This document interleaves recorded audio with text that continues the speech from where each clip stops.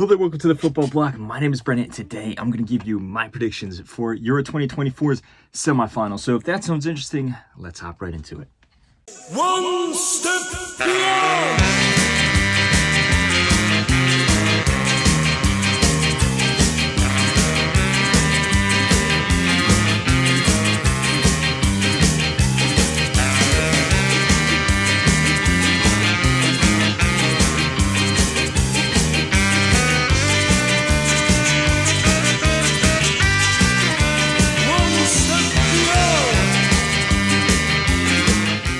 So the semifinals are finally here. We only have 2 games left before we get to the final. There's only 4 teams left in this tournament, and we have 2 major matchups here. We have Spain versus France, and then England versus the Netherlands to decide who will compete to get the crown of Europe for the year of 2024.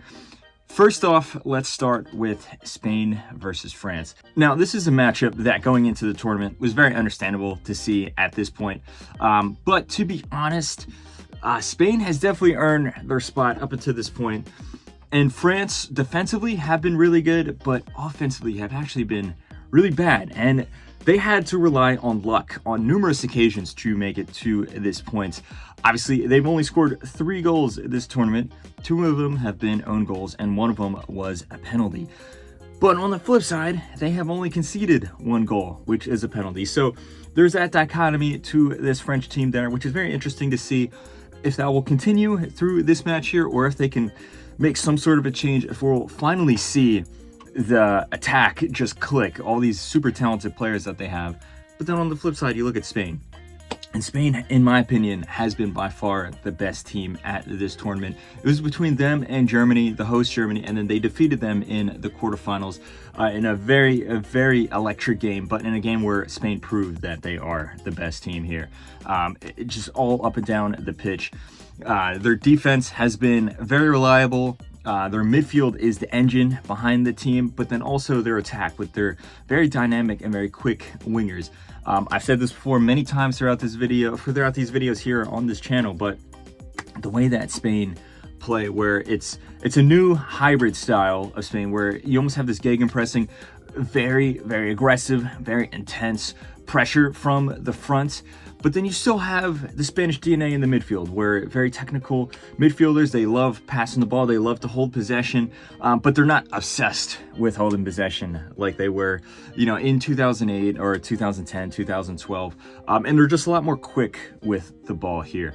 And so far, no team has really been able to pull up with an answer for that. I mean, Germany brought them all the way to extra time, but I think that was more so just the passion and the drive that Germany had because of the home crowd. Georgia got blown away. Italy got defeated thoroughly. Croatia got completely destroyed. No team has yet been able to come up with an answer for this Spanish midfield, the Spanish style here. Is France going to be the team that finally does come up with a stop to this immovable force? I personally do not think so. If you look at this French team, like I was saying, I think it is very lopsided. The defense has been great. Saliba has been wonderful. Upamecano has surprised me and actually had a very good tournament. Same with Koundé. He went into this tournament not in the best of forms, but he's had a very good tournament. Mignon, arguably been the best goalkeeper of this tournament so far. But when you don't have the attacking output on the other end, when you don't have Mbappe scoring regularly, when you don't have Kolo Muani, Thuram, Dembele, any of these guys are putting in the ball in the back of the net, how long can that French defense hold on for without conceding? I don't think that it's going to be enough. I think eventually Spain is going to find a way to break down this French defense. It's going to be very close. I think that we're going to see a goal in the second half, and there's only going to be 1 goal in the game. So I'm saying Spain is going to defeat France 1-0 with a late goal in the second half. I'm going to say Alvaro Morata scores it and sends Spain through to the final. Now let's move on to the other game. We have Netherlands versus England. And these are 2 teams that really haven't shown up, if I'm being perfectly honest. Now, the Netherlands was really good in their game against Romania. in the round of 16, but they struggled against Turkey in the quarterfinals, and they actually finished third in their group. In the group stage, they lost to Austria, they tied France, and then they just narrowly did enough to beat Poland. So it's been very up and down from them. We've seen some good performances from players, in particular Cody Gakpo, who's been one of the best players of this tournament. But then we've also seen some, I guess, disappointing performances. Memphis Depay, for example, hasn't been terrible by any means, but he's not as good as he usually is for Netherlands in international tournaments. I don't think we've seen enough from their defense as well, in particular their center backs, which on paper, they have the best defense in the world. It's an amazing defense, a star-studded defense, but we haven't really seen them fully click.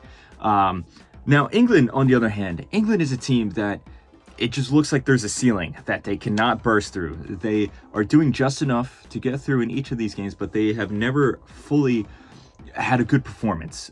You go through the group stage, they only won one of their games. They just barely beat Slovakia. They were losing until Jude Bellingham scored and then Kane scored.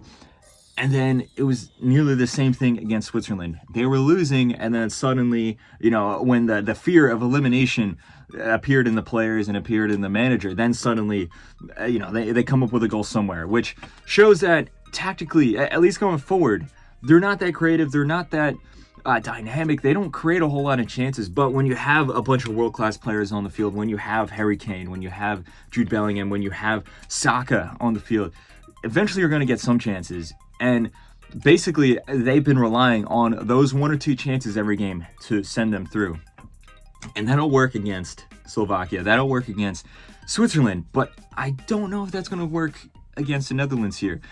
And that's not to say that the Netherlands has been amazing, because they haven't, as I just said. It's been very inconsistent from them. So that's why this match is going to be really interesting, because it's basically who's going to blink first. Is the Netherlands finally going to click?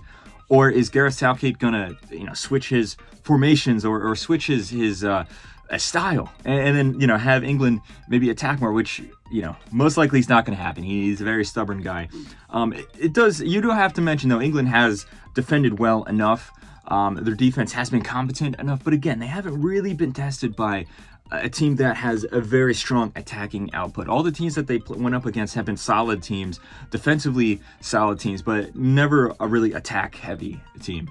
And the Netherlands, their attack hasn't been amazing, but you just look at the field, the players that they put out on the field, there's a lot more world-class attackers here. This game, but because of how tight it is going to be, in my opinion, I think it's going to go actually all the way to extra time and all the way to penalties. I'm going to say it's going to be 1-1 after regulation. It's going to go to penalties. And I know England just won a penalty shootout against the Swiss, but England always gets haunted by penalty shootouts. Not to mention that in my early predictions, I said that Netherlands is going to make the final. Granted, they haven't been as good as I thought they were going to be, but I'm going to stick by that position. I'm going to say the Dutch defeat England on penalties, and they go to the final. Let me know your thoughts in the comment section below. Do you agree? Do you disagree? Do you think that France, their defense is going to be too strong? Or do you think Mbappe is going to have a moment or something like that, and France is going to go through to the final?